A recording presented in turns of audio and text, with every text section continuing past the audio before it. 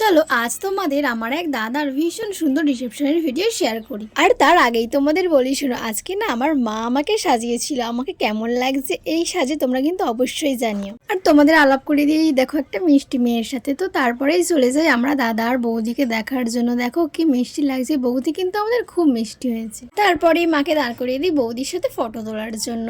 আর আমিও কয়েকটা video clips তুলে নিই ওনাদের সাথে।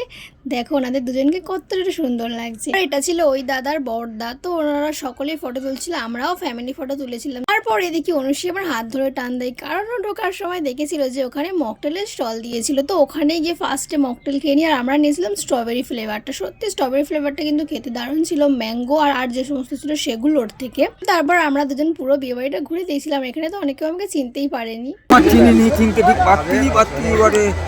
বড় হয়ে গেছো। ওনারা আমাকে সেই ছোটবেলা দেখেছিল। আর এর পরে ভিডিওটা কিন্তু আরো সুন্দর হতে চলেছে, চোখ রেখো।